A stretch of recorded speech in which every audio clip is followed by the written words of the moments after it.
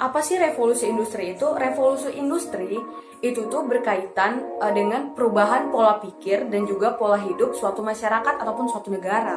Jadi revolusi industri itu pertama kali terjadi di Inggris, yaitu revolusi ekonomi, di mana kegiatan agraris berubah menjadi kegiatan industri. Jadi revolusi industri itu ada 4, 1.0, 2.0, 3.0, and 4.0. Jadi yang pertama itu revolusi industri 1.0, di mana di sini terjadi perkembangan ilmu pengetahuan melalui riset dan penelitian. Contohnya perkembangan industri tekstil, besi dan baja, dan transportasi. Yang kedua, revolusi industri 2.0 atau 2.0. Jadi di sini tuh terjadi perkembangan teknologi listrik untuk industri. Jadi di sinilah pertama kali ditemukannya arus listrik AC/DC dan juga pengembangan sumber daya energi terkait minyak bumi dan batu bara. Kemudian yang ketiga yaitu revolusi industri 3.0, di mana di sini terjadinya perkembangan teknologi informasi dan elektronika. Contohnya itu yaitu akses internet, perangkat lunak, smartphone. Ya, seperti itu. Sekarang kita masuk ke revolusi industri 4.0. Apa sih revolusi industri 4.0 itu? Inilah revolusi industri yang sedang kita hadapi saat ini, di mana semuanya berdasarkan dari cyber physical systems yang saling menghubungkan banyak hal, mulai dari hal-hal kecil seperti gawai yang kita gunakan, hingga sistem produksi berskala raksasa. Semuanya saling terhubung dan berbagi informasi, semuanya saling terintegrasi. Basic data yang masuk ke dalam sistem proses akan mengolah data mentah menjadi beragam informasi yang dapat kita gunakan. Lebih mudahnya kita mengenali revolusi industri 4.0 ini sebagai Internet of Things, atau keterkaitan segala hal dengan jaringan internet. Kamu yang sedang berada di tengah pulau terpencil di tengah samudra masih bisa mengontrol sistem produksimu yang letaknya puluhan ribu kilometer jauhnya hanya menggunakan smartphone-mu selama ada jaringan internet. Lalu apa aja sih dampak yang dihasilkan dari adanya revolusi industri 4.0? Jadi revolusi industri 4.0 itu sama seperti perubahan pada umumnya, yaitu bisa berdampak positif dan juga negatif di saat yang bersamaan. Nah, untuk dampak positifnya apa aja? Yang pertama itu adalah kemudahan mengakses suatu informasi. Dengan adanya media sosial dan adanya platform pencarian seperti Google, membuat manusia itu dapat mencari informasi dengan sangat mudah dan juga cepat. Nah, yang kedua itu adalah efektivitas dan efisiensi dari suatu produksi. Dengan adanya teknologi yang terintegrasi dengan internet, membuat produksi itu tidak lagi dilakukan secara manual, dan produksi dapat dilakukan dengan cepat dan dengan output yang hampir sempurna. Nah, itu adalah salah dua dari banyaknya hal positif yang didapatkan dari adanya revolusi industri 4.0. Lalu dampak negatifnya apa? Dampak negatif yang pertama yaitu banyaknya pengangguran. Dengan adanya pemanfaatan teknologi yang menggantikan manusia, mengakibatkan kurang dibutuhkannya tenaga kerja, dan disitulah manusia akan terancam kehilangan pekerjaannya. Yang kedua yaitu kesenjangan sosial. Dengan majunya sektor industri, namun dengan banyaknya pengangguran, akan mengakibatkan orang yang kaya akan semakin kaya dan orang yang tidak memiliki pekerjaan akan semakin terbelakang. Nah, disitulah kesenjangan sosial dan sosial gap akan semakin meningkat. Nah, jadi itu merupakan salah dua dari banyaknya dampak negatif adanya revolusi industri 4.0. Dengan demikian, revolusi industri 4.0 merupakan tantangan tersendiri nih bagi anak muda bangsa guna membawa Indonesia mengarungi revolusi industri 4.0. Apa sih pemuda itu? Dari sekian banyak manusia di bumi, pemuda merupakan agen perubahan yang paling dinanti-nanti untuk memberikan suatu inovasi yang nyata. Bisa dikatakan, pemuda merupakan lokomotif penggerak untuk mencapai suatu tujuan. Dan tinta sejarah membuktikan peranan pemuda sangatlah penting dalam segala perubahan yang ada pada sebuah bangsa, terutama bangsa Indonesia. Oleh sebab itu, di mana letak urgensi pemuda sebenarnya? Dan seperti apakah karakteristik pemuda yang diinginkan di era revolusi industri 4.0 seperti saat ini?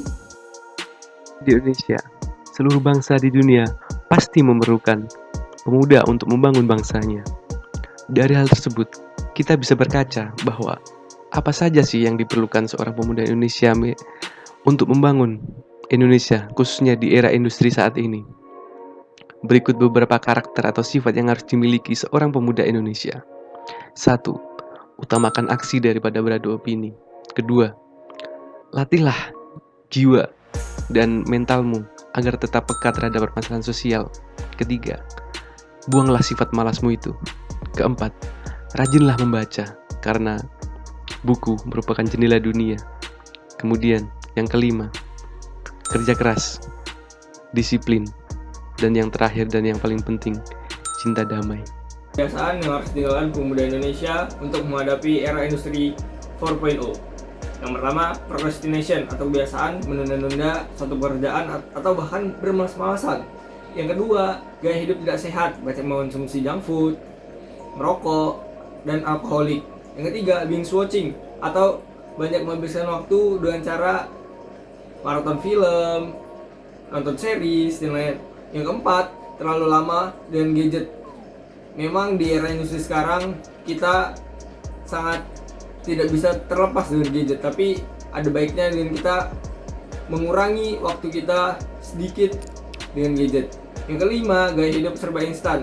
Dengan gaya hidup yang serba instan membuat kita para pemuda Indonesia menjadi orang yang manja, menjadi terbuai, tidak mau menghargai proses-proses yang ada. Yang keenam, gaya hidup hedonis. Yang ketujuh, malas membaca. Yang kedelapan, cuek terhadap lingkungan sekitar, tidak memiliki sense of belonging. Yang kesembilan, tidak percaya terhadap negara sendiri. Jadi pada masa revolusi industri 4.0 ini, apa aja sih peran pemuda yang bisa dilakukan? Yang pertama, karena pemuda sebagai ujung tombak revolusi industri 4.0, maka sudah seharusnya pemuda memiliki visi yang besar untuk memimpin kemandirian ekonomi. Kenapa demikian?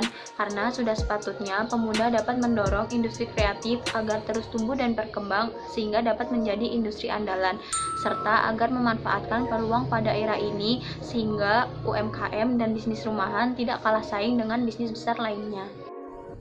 Peran lain yang dapat diberikan pemuda dalam era revolusi industri 4.0 ini adalah dengan menjadi inisiator bagi seluruh lapisan masyarakat agar lebih peduli terhadap datangnya revolusi industri ini, dengan cara memberikan pemahaman dan juga pengetahuan yang lebih utuh dan komprehensif sehingga nantinya masyarakat mampu mempersiapkan diri untuk merespons segala perubahan-perubahan yang akan datang bersamaan dengan datangnya revolusi industri 4.0.